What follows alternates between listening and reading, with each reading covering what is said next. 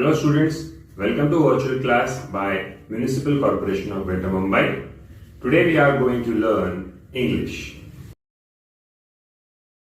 Hello बच्चों, welcome to virtual class. Myself Sagar Vasant Mahale, your virtual class teacher, is going to teach you English today of standard 10th. So previously we have seen many videos regarding our syllabus. So we are going to see a new chapter now from unit 2, and the name of the chapter is 2.2, The Boy Who Broke the Bank, Part 1. तो बच्चों ये एक कहानी है India से, काफी पुरानी।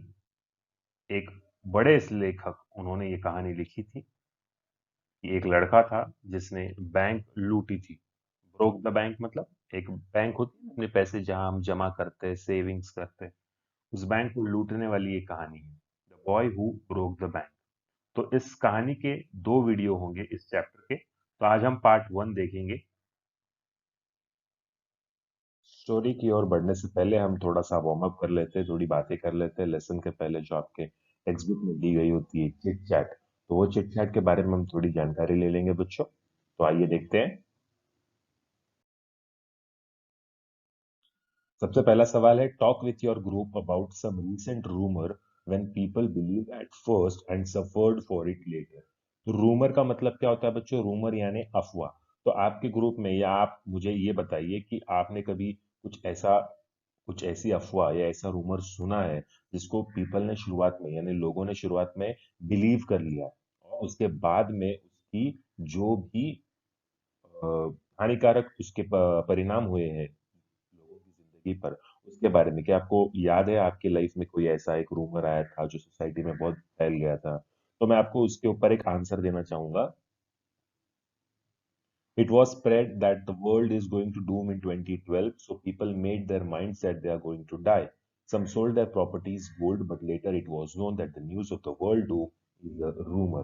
जैसे कि देखो, आपको पता होगा कि 2012 में सब खत्म होने वाला है, 2012 में पूरी दुनिया तबाह होने वाली है, सारे लोग मर जाने वाले हैं, बहुत बड़ा अकाल आने वाला है, लाइक प्रलय आने वाला है। प्रलय, प्रलय is the right word for doom. तो ये प्रलय की बात जो थी सबको पता थी, पूरे विश्व में सबको पता थी, लेकिन ये सब क्या थी? ये अफवाह थी, और बाकी कुछ भी नहीं था। इसीलिए बहुत से लोगों ने डर के मारे, सबको यही लगा कि हम मरने वाले हैं, तो आराम से चैन से जी लो, जितने भी प्रॉपर्टीज है, सोना है, सब बेच दो, और फिर जितना भी पैसा आएगा उससे ऐश कर लो, एंजॉय कर लो, क्योंकि सब लोग मरने वाले हैं। तो ये लोगों को शुरुआत में ये अफवाह एकदम सही लगी, उसके बाद में उन्होंने अपना ही खुद का नुकसान करवा लिया, और जब ये ऐसा कुछ नहीं हुआ तो उनको और आगे बहुत सारी तकलीफ भी हुई। तो बच्चों, इस तरह से एक और रूमर अभी हमारे कोरोना लॉकडाउन में ऐसी रूमर आई थी कि मुर्गियां, चिकन या मटन खाने से भी कोरोना होता है। तो बहुत सारे जो हैन फार्मिंग होता है या गोट फार्मिंग होता है, वो उन लोगों ने 30-30, 50-50, 100-100 रुपए के हिसाब से मुर्गियां अपनी बेच दी। जिन्होंने खाई उनको तो सस्ते में मुर्गियां मिल गई, और उनको कोई कोरोना वगैरह नहीं हुआ। तो बच्चों, जो मांस है यानी मीट है, अंडे है, फिश है, ये जो लोग मांसाहारी जीव खाना जो लोग खाते हैं, तो इन खाने वालों को तभी भी सरकार ने कहा था कि आप अगर अच्छे से गर्म करके खाते हो तो कोई दिक्कत नहीं है। लेकिन बहुत से लोगों ने क्या किया? अफवाह फैला दी कि मांस मच्छी खाने वालों को कोरोना सबसे पहले होगा। लेकिन हुआ कैसे? नहीं, बेचारे जो भी मांस मच्छी का बिजनेस करते थे उनको बहुत सारा नुकसान हुआ। ये एक था मेरी तरफ से और एक एग्जाम्पल। आपको भी ऐसे बहुत से एग्जाम्पल्स मालूम होंगे जो सोसाइटी में, हमारे समाज में अफवाह ऐसी फैल जाती है, उसके बारे में सोचकर लोग परेशान हो जाते हैं, और जब बाद में पता चलता है कि ये अफवाह थी तो बाद में बहुत पछताते हैं। दूसरा सवाल हम देखेंगे, also discuss how one can decide whether some news is a fact और फेक। अब ऐसी कौन सी तरकीब है जिससे हम पता कर सकते हैं कि ये जो अफवाह फैली हुई है, जो खबर फैली हुई है, ये सच है कि झूठ है, मतलब फैक्ट है या फेक है? तो उसका जवाब कैसे देंगे आप? A person having common sense, ability to think, general knowledge, reads the newspaper, easily understand the fact and fake news. तो बच्चों, जो जागरूक रहता है, जागरूक नागरिक जो होता है, जो अखबार पढ़ता है, न्यूज चैनल देखता है, उसके पास कॉमन सेंस हो, जनरल नॉलेज का भंडार हो, सामान्य ज्ञान हो, और वो लॉजिक से बातों को सोचकर अगर समझकर परखता है, तो उसे समझ में आ जाता है कि ये जो खबर फैली हुई है, ये फैक्ट है कि फेक है, ये रूमर है कि सच बात है। तो बच्चों देखो, हमें अखबार पढ़ना, कभी कोई अखबार पढ़ते ही नहीं, क्योंकि हमें लगता है बोरिंग है, ये बुढ़े लोगों का काम है, लेकिन नहीं, अखबार पढ़ना बहुत जरूरी है, न्यूज चैनल देखना बहुत जरूरी है। हमारे देश में, हमारे शहर में, हमारे राज्य में, हमारी पूरे दुनिया में कहाँ पर क्या चल रहा है, इसकी जानकारी होना बहुत जरूरी होती है। कब कौन सी जानकारी का उपयोग आपको पड़ जाए, इसको हम कह नहीं सकते। इसीलिए जनरल नॉलेज होना, कॉमन सेंस होना, न्यूज़पेपर पढ़ना आदि, या फिर न्यूज़ चैनल देखना, ये सब बहुत जरूरी होता है। उससे आप इजीली फाइंड आउट कर सकते हो कि सच्ची खबर क्या है और अफवाह क्या है। तो आइए देखते हैं तीसरे सवाल की ओर। Who do you think are responsible for spreading false news? तो आपको क्या लगता है बच्चों, ये जो अफवाहें फैलाने में सबसे बड़ा हाथ किसका होता है? I think some stupid people who are always in search of their own profits are responsible for spreading such false news. तो बच्चों, जब लोगों को बिजनेस करना होता है ना, बिजनेस, तो बिजनेस करने के लिए उसमें मुनाफा चाहिए होता है सबको, और मुनाफे के लिए बहुत से लोग झूठी खबर फैला देते हैं। फॉर एग्जाम्पल, अगर मैं आपको एक उदाहरण दूं कि ये कंपनी का शैम्पू है, फला कंपनी का शैम्पू है, और उस शैम्पू से बाल जो है झड़ने कम हो जाते हैं और घने हो जाते हैं, काले हो जाते हैं, इसकी बहुत सारी एडवर्टाइज करते हैं, और फिर बोलते हैं बाकी सारे शैम्पू बहुत खराब है, उसमें केमिकल होते हैं, हमारा शैम्पू आयुर्वेदिक है, एक्सेट्रा एक्सेट्रा। और इसको यूज करने से उस शैम्पू वाले का प्रॉफिट तो बढ़ जाता है, लेकिन आखिर में उस शैम्पू में भी बाकी शैम्पू में जो होता है वही होता है, केवल रंग और उसका सुगंध अलग अलग होते हैं, लेकिन शैम्पू में केमिकल ही होते हैं। बिना केमिकल के कोई शैम्पू बन नहीं सकता। और इसीलिए बच्चों, ऐसे लोग जो होते हैं, स्टूपिड लोग, जो अपने मुनाफे के लिए, अपने फायदे के लिए लोगों को बहकाते हैं, गलत गलत खबरें देते हैं, और अपना मुनाफा कमा लेते हैं। अब जैसे कि इसी लॉकडाउन पीरियड का आपको एग्जांपल दिया जाए, तो कोरोना के लिए मास्क पहनना जरूरी है, राइट? तो कुछ लोग कहते हैं कि N95 मास्क पहनना चाहिए, K95 मास्क पहनना चाहिए, ये 10 रुपए वाला, 20 रुपए वाला कपड़े का मास्क नहीं चलता है, एक्सेट्रा एक्सेट्रा। तब लेकिन उसी वक्त इन लोगों ने जो अफवाह फैलाई कि N95 और K95 से ही कोरोना से बचा जा सकता है, तो लोगों ने 200 रुपए, 300 रुपए, 500 रुपए का एक मास्क खरीदा, और वो यूज करने लगे। कुछ महीनों बाद जब डॉक्टर ने पूरी तहकीकात करके, रिसर्च करके कहा कि N95 और K95 मास्क से भी आप बच नहीं सकते हो कोरोना वायरस से, तब ये पता चला कि इन लोगों ने अपना बिजनेस बढ़ाने के लिए N95 मास्क को अच्छा बताकर ये तरकीब चली, और उससे अपना मुनाफा कर लिया। तो मतलब देखो बच्चों, ऐसे लोग अफवाहें फैलाते ताकि अपना बिजनेस अच्छे से चल सके, जो कि बहुत गलत बात है। किसी को फंसा के उससे पैसे लेना, ये बहुत गलत बात है। आप अच्छी चीज बेचो, जितनी लागत है उसमें आपका फायदा मिलाकर वो चीज बेचो, ना कम बेचो ना ज्यादा, लेकिन जितनी लागत है और जितनी उसकी सच्चाई है, ऑनेस्टी से आप अगर बिजनेस करते हो, तो आपको कभी भी नुकसान नहीं होता है। लेकिन बेईमानी से बिजनेस करने वालों को शुरुआत में तो फायदा हो जाता है, लेकिन जब बदनामी हो जाती है, जब राज खुल जाते हैं कि हाँ, ये बदनामी से या बेईमानी से बिजनेस कर रहा था, तो फिर उसके बाद बहुत दिक्कतें आना शुरू हो जाती है। Do you believe in all the news that you come across? क्या आपके सामने जितनी भी खबरें आती हैं, न्यूज चैनल के जरिए, व्हाट्सएप के जरिए, फेसबुक के जरिए, न्यूज़पेपर के जरिए, क्या आप उन सारी न्यूज में बिलीव कर लेते हो? तो जवाब कुछ ऐसा है कि no, I don't believe each and every news. आपको सारी न्यूज बिलीव नहीं करनी चाहिए। यदि आप कोई न्यूज पढ़ते हो, देखो बच्चों, बीच में एक अलग ही अफवाहों का सिलसिला चल रहा था। जब से ये व्हाट्सएप आया है, तब से अफवाहें ज्यादा फैल रही है। किसी और चीज का वीडियो दिखाते हैं और नीचे लिखते कुछ और है, और उसको हम सोचने लगते हैं कि ये सारी चीजें हो रही है। 10-15 साल पहले हुए दंगों का वीडियो बनाया, व्हाट्सएप पे भेजा, और उसके नीचे लिखा कि कल रात को ऐसे ऐसे शहर में दंगे हो गए, हिंदू मुस्लिम के बीच में बहुत सारे झगड़े हो गए, या फिर दो दलों के बीच में गैंग वॉर हो गया। तो ऐसी खबरें फैलाते हैं, जब हम उसे तुरंत यकीन कर ले, तो हम सारे न्यूज़ चैनल ढूँढते, अखबार ढूँढते, गूगल पे सर्च करते, लेकिन आपको वो न्यूज़ कहीं नहीं मिलती। लेकिन वो जो रिसर्च नहीं करते, वो लोगों को वो वीडियो और वो कहा हुआ मैसेज सब सही लगने लगता है। तो इसीलिए बच्चों व्हाट्सएप पे, सोशल मीडिया पे, फेसबुक पे, कहीं पे भी अगर आपको कोई न्यूज़ दिखाई देती है, एक वीडियो और उसमें कोई मैसेज या कोई फ़ोटोज़, कोई मैसेज, तो उस पे तुरंत यकीन करना बेवकूफ़ी वाली बात है।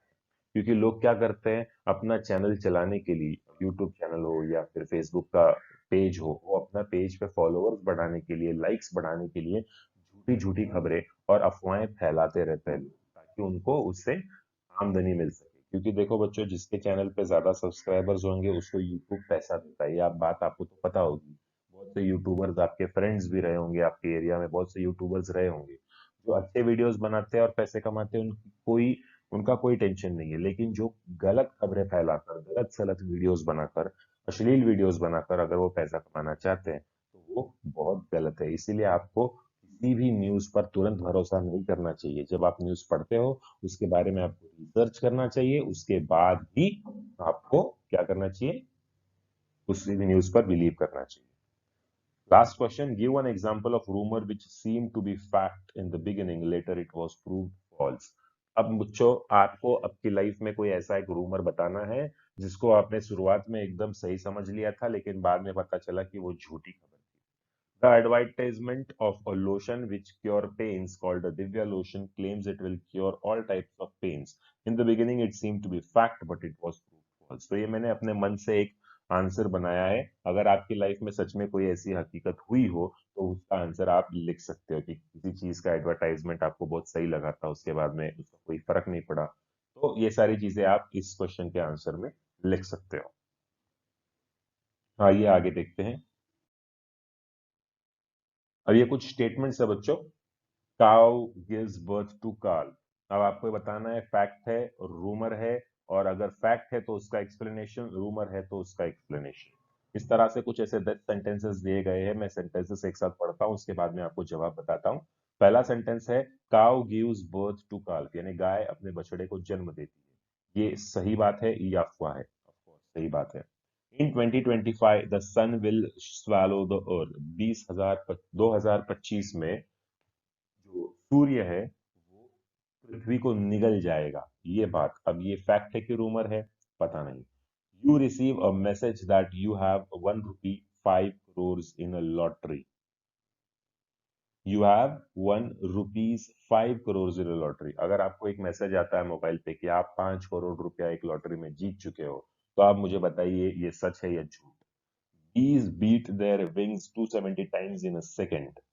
बीज जो होती है मधुमक्खियां वो अपने पंखों को विंग्स को 270 बार एक सेकंड में फड़फड़ाती है क्या ये सच है या झूठ many ships and aeroplanes have disappeared in Bermuda triangle बहुत से शिप है जहाज और बड़े बड़े हवाई जहाज बर्मुडा ट्रायंगल एक इंडिया पैसिफिक ओशन में एक जगह है जिसे बर्मुडा ट्रायंगल कहते हैं वहां पे वो सारे शिप्स और एरोप्लेन्स डूब गए वो किसी को आज तक नहीं मिले driverless cars are no more a dream बिना ड्राइवर की कार आजकल कोई सपना नहीं रहा आजकल ये पॉसिबल है Sophia is world's first robot citizen Sophia इस दुनिया की सबसे पहली रोबोट सिटीजन है यानी एक रोबोट वाली शख्स है जो सच है या झूठ है आपको बताना है घोस्ट ड्वेल इन बनियान ट्रीज जो पीपल का पेड़ होता है वहां पर आत्माओं का या भूतों का निवास होता है ये बात सच है या झूठ do not step out on a new moon day यानी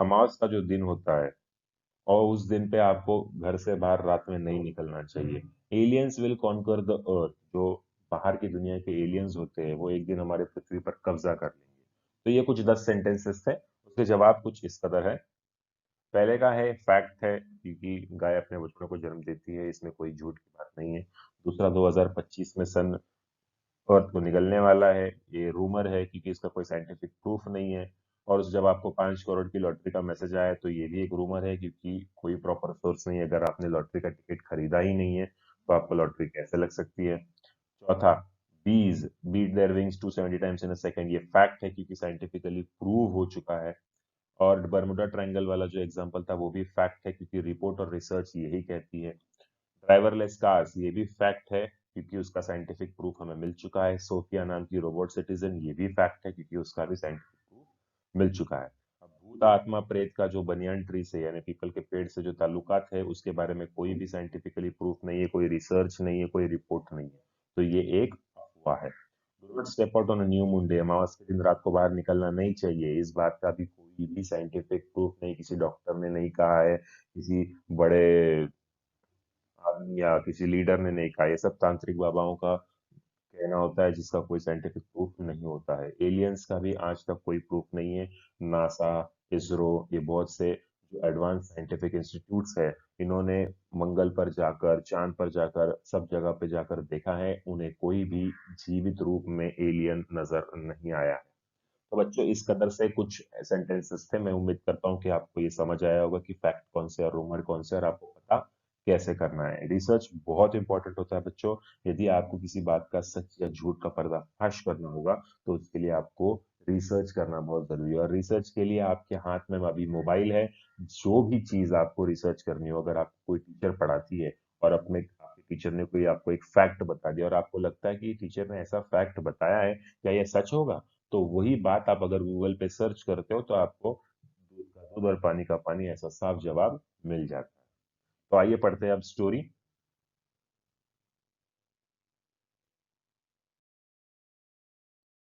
ये शख्स वो लेखक है इस कहानी के, Ruskin bond, 1934, is an Indian author of British descent.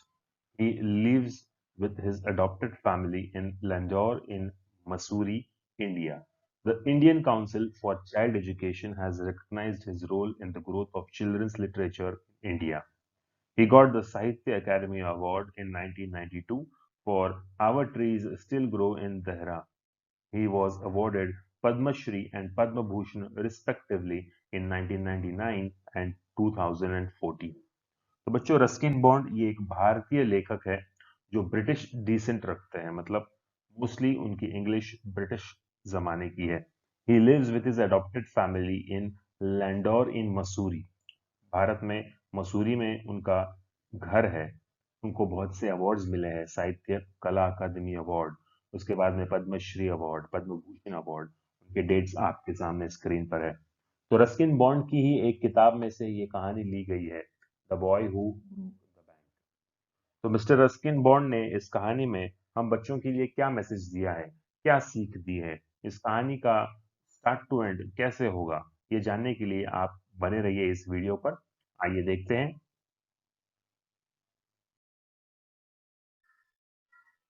Nathu grumbled to himself as he swept the steps of the People-Nagar Bank owned by Seth Govindram. He used the small broom hurriedly and carelessly, and the dust, after rising in a cloud above his head, settled down again on the steps as Nathu was banging his pan against a dustbin. Sitaram, the washerman's son, passed by. तो बच्चों, ये कहानी एक नथु है जो कि झाड़ू मारने वाला एक लड़का है। वो पीपल नगर बैंक की जो सीढ़ियां थी, स्टेयर्स, वहां पर वो झाड़ू फटका लगा रहा था। वो पीपल नगर बैंक किसकी है? सेठ गोविंद राम की वो बैंक है, Peepal Nagar. He used the small broom hurriedly and carelessly. छोटा सा उसके पास झाड़ू था और बहुत घाई से और बहुत बिना देखे, मतलब विदाउट नो केयर, केयरलेसली, यहाँ वहां ना देख के बस काम करना है बोल के फटाफट फटाफट झाड़ू मार रहा था। और उसके वजह से जो धूल उड़ रही थी, वो धूल उड़ के सीधा उस वापिस नीचे ही उन सीढ़ियों पर आके गिर रहा था। As Nathu was banging his pan against the dustbin, Sitaram the washerman's son passed by. उतने में सीताराम, जो कि एक धोबी का लड़का था, वहां से गुजर रहा था। Sitaram was on his delivery round. He had a bundle of freshly pressed clothes balanced on his head. Sitaram, जो कि एक धोबी का लड़का था, और वो अपने साथ धुले हुए कपड़े अच्छे से इस्त्री करके वहां पर डिलीवरी देने आया था। He had a bundle of freshly pressed clothes balanced on his head. उसके सर पर ठीक से बैलेंस किए हुए वो सारे इस्त्री किए हुए कपड़े वहां से वो लेकर आ रहा था। Don't raise such dust, he called out to Nathu. Are you annoyed because they are still refusing to pay you an extra 2 rupees a month? तो सीताराम जो है वो नत्थू पर चिल्लाया कि तुम ऐसे कैसे झाड़ू मार रहे हो, पूरा हवा में पूरा धूल मिट्टी उड़ रहा है, मैंने अपने सर पे अच्छे धोए हुए इस्त्री किए हुए कपड़े रखे हैं, वो सारी धूल अगर कपड़ों पे चली जाएगी तो कस्टमर क्या सोचेगा कि मैंने कपड़े धोए या नहीं धोए। और उसने उसे ये पूछा, क्या तुम अभी तक बैंक वालों से गुस्सा हो क्योंकि उन्होंने तुम्हारी पगार में 2 रुपए की बढ़ोतरी नहीं की? इसका मतलब क्या समझ आता है बच्चों कि नथु शायद गुस्से में है कि जो बैंक वाले हैं उसकी पगार 2 रुपए से नहीं बढ़ा रहे हैं। I don't wish to talk about it, complained the sweeper boy. I haven't even received my regular pay, and this is the 20th of the month. Who would think a bank would hold up a poor man's salary? As soon as I get my money, I'm off. Not another week I work in this place. And Nathu banged the pan. तो नथु ने जब जैसे ही सीताराम ने उसे वो सवाल पूछा कि भाई क्यों इतना गुस्सा कर रहा है, अभी तक वो 2 रुपए वाली बात अटकी हुई है क्या पगार की? तब नथु ने जवाब दिया, बात मत करो पगार की, यहाँ तक जो रेगुलर पे होता है 20 महीने से मुझे वो पगार भी नहीं मिला है, 2 रुपए की कहाँ बात कर रहे हो। उम्मीद नहीं थी कि एक बैंक एक गरीब इंसान की तनख्वाह को इस तरह से रोक के रखेगी। बैंक के पास तो कितना पैसा होता है, कितने लोग बैंक में पैसा जमा करते हैं, क्या उनके पास एक झाड़ू सफाई कर्मचारी के लिए पगार नहीं है? चलो बढ़ोतरी मत दो 2 रुपया, कम से कम 20 महीने से जो मेरी सैलरी अटकी हुई है वो सैलरी तो देना चाहिए। और गुस्से में नथु ने कहा, जिस दिन मुझे मेरे पैसे मिल जाएंगे, पूरे के पूरे पैसे लेने के बाद दूसरे ही दिन से, दूसरे ही हफ्ते से मैं काम बंद कर दूंगा। और नत्थू ने वो जो उसके हाथ में पेन था वो जोर से फिर से bang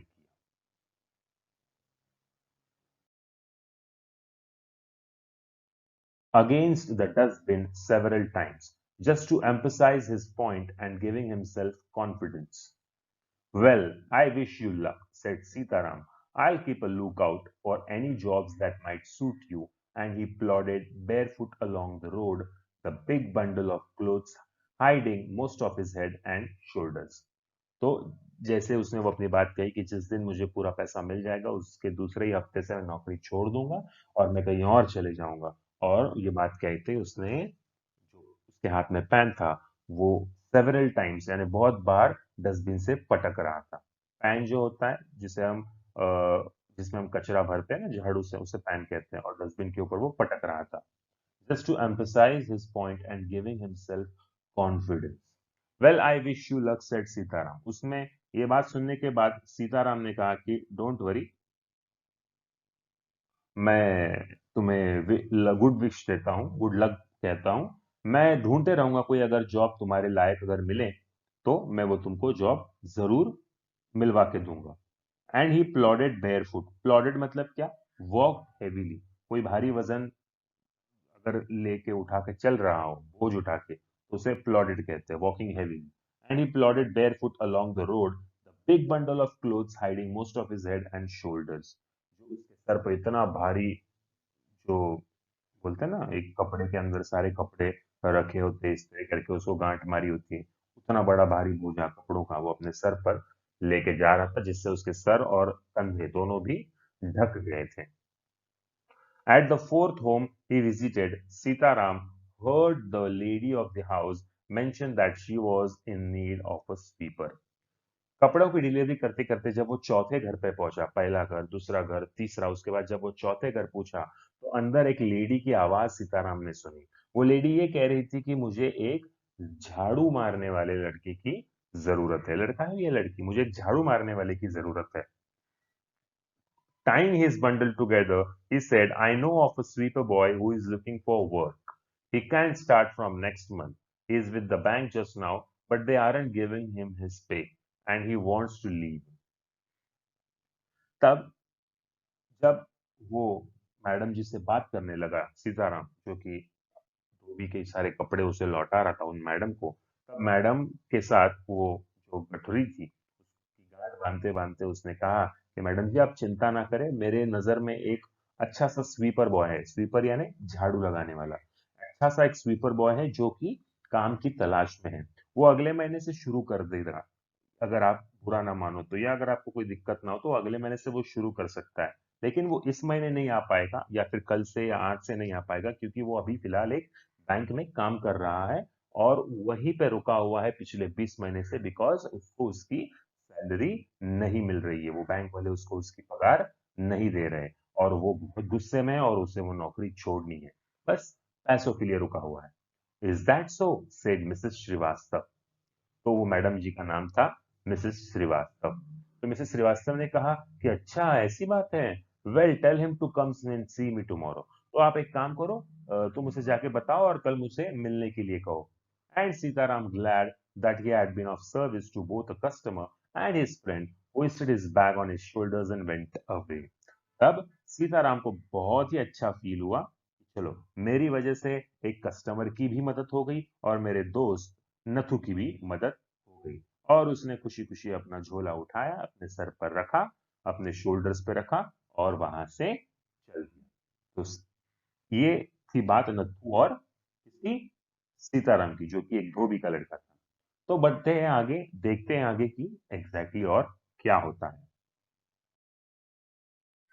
Mrs. Srivastav had to do some shopping. She gave instructions to the ayah about looking after the baby and told the cook not to be late with the midday meal. Then she set out for the People Nagar marketplace to make her customary tour of the clothes shops.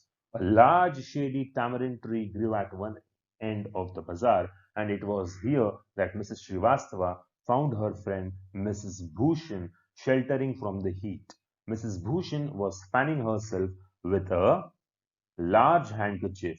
She complained of the summer, which she affirmed was definitely the hottest in the history of Peoplenagar. She then showed Mrs. Srivastav a sample of the cloth she was going to buy, and for 5 minutes they discussed its shade, texture, and design. Having exhausted this topic, Mrs. Srivastava said, "Do you know, my dear, that said Govindram's bank can't even pay its employees?" अब देखो बच्चों, जब दो औरतें मिलती हैं तो जो दिन भर में हुई हुई उनके साथ बातें होती है, वो आपस में शेयरिंग होना शुरू हो जाती है, गॉसिपिंग होना शुरू हो जाती है। तो आइए ध्यान से पहले पैराग्राफ से देखते हैं। मिसेस श्रीवास्तवा शॉपिंग करने के लिए बाहर निकली। उसने अपनी आया को, आया पता है आपको, जो घर पे छोटे बच्चे होते हैं उनकी देखभाल करने के लिए नर्स होती है, या उसे हम आया भी कहते हैं। तो आया को कहा कि बच्चे के तरफ ध्यान रखना, मैं जरा मार्केट जा रही हूँ बाजार करने के लिए। And told the cook not to be late. तो उस घर में एक आया थी और एक रसोईया भी था, यानी कुक, बावर्ची। बावर्ची से भी कहा कि तुम दोपहर का खाना बनाने में बिल्कुल भी लेट नहीं करना। तो आया और कुक को दोनों को इंस्ट्रक्शंस देने के बाद मिसेस श्रीवास्तव अपने घर से बाजार के लिए, पीपल नगर मार्केट प्लेस के लिए निकल गई, to make her customary tour of the cloth shop. Customary tour, customary मतलब क्या बच्चों? अब बहुत सी अमीर घर की जो औरतें होती है वो हैबिचुअल होती है शॉपिंग करने के लिए, यूजुअल मतलब रोज तरह की, उनके लिए कोई नई बात नहीं। हम कैसे दिवाली या फिर ईद या होली या बर्थडे या शादी तब जाके कपड़े लेते हैं, तब जाके हमारे मम्मी पापा हमको कपड़े दिलाते हैं। लेकिन बहुत से अमीर लोग जो होते हैं उनको दोपहर में कोई टाइम पास नहीं होता, इसीलिए वो शॉपिंग करने के लिए निकल जाते हैं, क्योंकि उनके पास सारे नौकर चाकर होते हैं। उनके पास घर साफ सफाई करने के लिए होते हैं, झाड़ू फटका के लिए होते हैं, रसोई पकाने के लिए होती है, बच्चों को संभालने के लिए होती है, ड्राइवर होता है, सारे चीजों के लिए उनके पास नौकर चाकर होते हैं। तो इस तरह से वो अपनी कस्टमरी टूर पर निकल गई। Large shady tamarind tree grew at one end of the bazaar. बाजार में एक बहुत बड़ा इमली का पेड़ था। शेडी यानी बहुत सारी छांव देने वाला वो इमली का घना सा पेड़ था। And it was here that Mrs Srivastava found her friend Mrs Bhushan sheltering from the heat. और वहीं पर उसी पेड़ की छांव के नीचे मिसेस भूषण पर मिसेस श्रीवास्तव की नजर पड़ी। मिसेस भूषण एक दूसरी मैडम है, और ये जो हीट है, बहुत गर्मी का शायद उस वक्त मौसम था, इसीलिए मिसेस भूषण धूप से बचने के लिए उस पेड़ के नीचे जाकर छांव का आनंद ले रही थी। अब हुआ क्या? Mrs Bhushan was fanning herself with a large handkerchief. Fanning का मतलब क्या होता है? जब देखो बच्चों आपके घर में लाइट चली जाती है, आप रूमाल से या किसी प्लेट से या किसी भी चीज से अपने आप को हवा देने की कोशिश करते हो ताकि आपको गर्मी ना लगे। She complained of the summer, which she affirmed was definitely the hottest in the history of Peoplenagar. She then showed Mrs. Srivastav a sample of cloth she was going to buy, and for 5 minutes they discussed its shade, texture and design.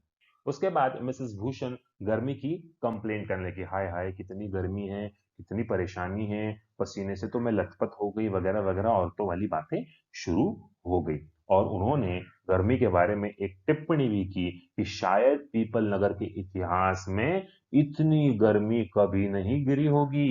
और इस तरह से औरतों की बातें जब शुरू हुई, उसी बीच मिसेस श्रीवास्तव ने उन्हें एक कपड़े का सैंपल दिखाया, एक अच्छा रेशमी कपड़ा था, उसका सैंपल दिखाया और कहा कि मैं आज ये वाला कपड़ा खरीदने वाली हूँ। तो उनकी शॉपिंग की बातें शुरू हो गई और कपड़े के ऊपर उन्होंने बहुत 5-10 मिनट उन्होंने डिस्कस किया कि उसका शेड कैसा है, उसका रंग कैसा है, उसका टेक्सचर, उसकी डिजाइन कैसी है।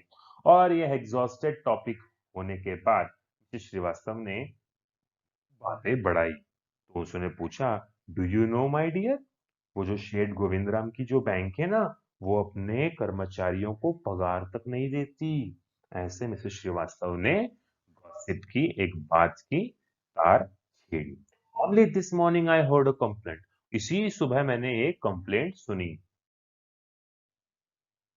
from their sweeper who hasn't received his wages for over a month. Shocking, remarked Mrs. Bhushan. If they can't pay the sweeper, they must be in a bad way. None of the other could be getting paid either. She left Mrs. Srivastav at the tamarind tree and went in search of her husband, who was sitting in front of Kamal Kishore's photography shop talking with the owner. अब जब Mrs Srivastava ने कहा कि मैंने तो आज ही सुना कि वो अपने झाड़ू कर्मचारी को पगार तक नहीं दे पा रही वो बैंक, और इतने 20 महीनों से वो पगार नहीं ले रहा, तो ये एक्चुअली बैंक कर क्या रही है। तब मिसेस भूषण ने चौंक के कहा, shocking, remarked Mrs Bhushan, if they can't pay the sweeper, अगर वो एक झाड़ू वाले की पगार नहीं दे सकते, इसका मतलब बैंक बहुत घाटे में चल रहा है। मतलब इसका मतलब अगर एक झाड़ू वाले को पगार नहीं मिल रहा है, तो बैंक के जो कैशियर होते हैं, जो क्लर्क होते हैं, जो कारकुन होते हैं, उनको तो क्या खाक पगार मिलती होगी। उनकी पगार तो एक झाड़ू वाले से ज्यादा होती होगी। अगर झाड़ू वाले के 500-200 रुपए अगर उनको नहीं देने जम रहे, तो वो बाकी लोगों की पगार क्या देंगे। She left Mrs. Srivastav at the tamarind tree and went in search of her husband. तो मिसेस भूषण ये बातें करके मिसेस श्रीवास्तव को उसी टैमरिंड के पेड़ के नीचे, यानी इमली के पेड़ के नीचे छोड़कर अपने हस्बैंड को ढूंढते हुए वहां से निकल गई, जो कि उनके हस्बैंड कहाँ बैठे थे, कमल किशोर नाम के एक व्यक्ति की फोटोग्राफी की दुकान पे, मतलब फोटो जहां पे हम फोटोग्राफ निकालते हैं, उस दुकान पे, उस दुकान के मालिक से बातें करते हुए उनको मिल गए। So there you are, cried Mrs. Bhushan. I have been looking for you for almost an hour. Where did you disappear? Nowhere, replied Mr. Bhushan. Had you remained stationary in one shop, I might have found you. But you go from one shop to another like a bee in a flower garden. Don't start grumbling. The heat is trying enough. I don't know what's happening to people, Nagar. Even the bank's about to go bankrupt. अब जब एक औरत ने एक औरत से एक बात कही, तो वो औरत 10-12 औरतों को और भी बता देती है। तब जब वैसे ही कमल किशोर की फोटोग्राफी की दुकान पर मिस्टर भूषण बैठे हुए थे, मिसेस भूषण वहां पर जाके बोली कि आप यहाँ हो, मैं तो आपको पता नहीं इसलिए 1 घंटे से कहाँ कहाँ ढूंढ रही हूँ, कहाँ गायब हो जाते हो आप। तब जाकर मिस्टर भूषण ने जवाब दिया कि भाई तुम एक दुकान में ठहरती कहाँ हो, मैं तो तुम्हें मिल ही जाता, लेकिन तुम ही हो कि एक दुकान से दूसरी, दूसरी दुकान से तीसरी, और फिर तीसरी दुकान से चौथी। जैसे कि एक मधुमक्खी एक फूलों के बगीचे में जैसे एक फूल से दूसरे फूल पर उड़ती रहती है, उसी तरह से तो तुम बाजार में एक दुकान से दूसरी दुकान, दूसरी दुकान से तीसरी दुकान। इसीलिए तो मैं अपने दोस्त कमल किशोर की दुकान पे ही बैठ गया था कि तुम सारी शॉपिंग करके आओ और यहाँ से हम घर चले जाएंगे। तब मिसेस भूषण ने कहा, हाँ हाँ रहने दो रहने दो, इतना चिल्लाने की जरूरत नहीं है। पहले ये गर्मी क्या कम परेशान कर रही है जो आप भी अभी चिल्ला रहे हो। पता नहीं पीपल नगर को क्या होते जा रहा है, गर्मी देखो इतनी बढ़ती जा रही है, बैंक देखो कंगाल होती जा रही है। अरे बाप रे, अब बैंक का विषय निकल चुका है मिस्टर भूषण के सामने। देखते हैं आगे क्या हुआ। तो बच्चों आगे जो हुआ वो हम देखेंगे पार्ट 2 में, बिकॉज आगे और भी इंटरेस्टिंग स्टोरी है।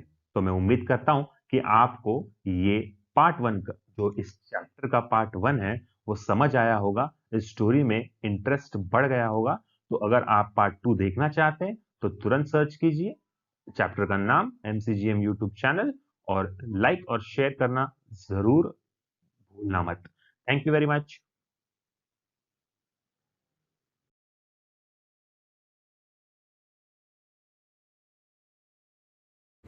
Thank you, students. This was our today's lecture. And don't forget to press the bell icon as well as the subscribe button for more interesting videos. Thank you very much.